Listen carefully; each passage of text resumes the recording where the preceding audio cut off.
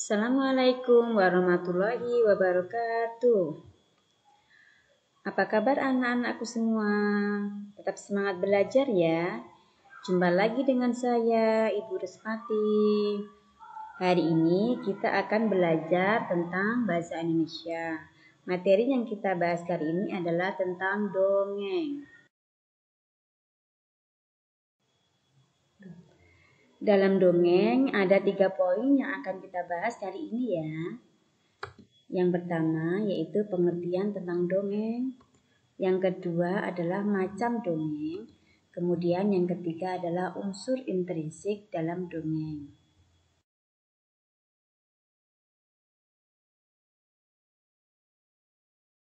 Ini kita akan membahas poin pertama yaitu pengertian dongeng.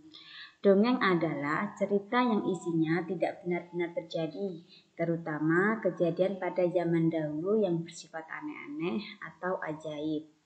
Setiap anak pasti suka mendengarkan cerita dongeng, karena banyak hal yang menarik dari dongeng tersebut.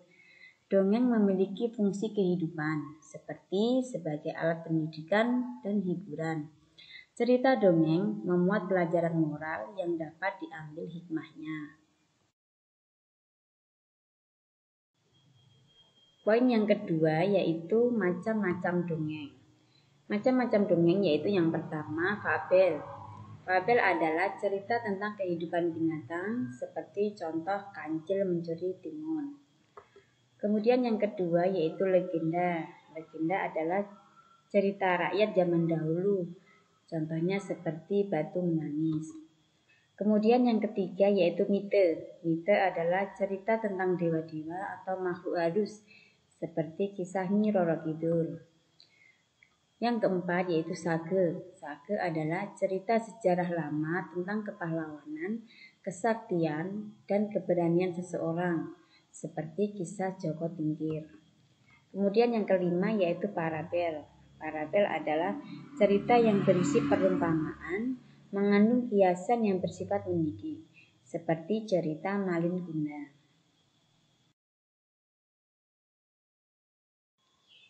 Poin yang ketiga yaitu tentang unsur intrinsik dongeng. Unsur intrinsik adalah unsur dari dalam yang membangun sebuah cerita.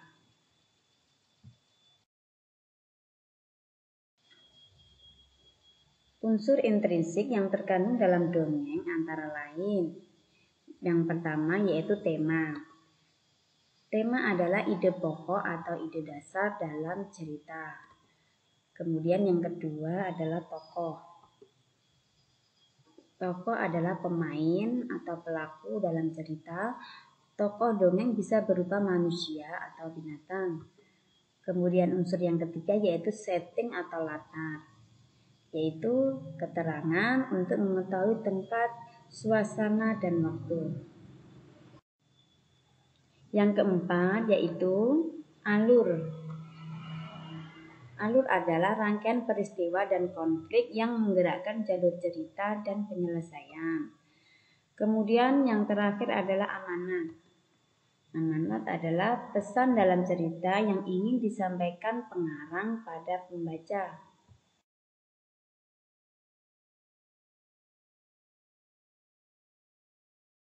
Cukup sekian video pembelajaran kali ini ya.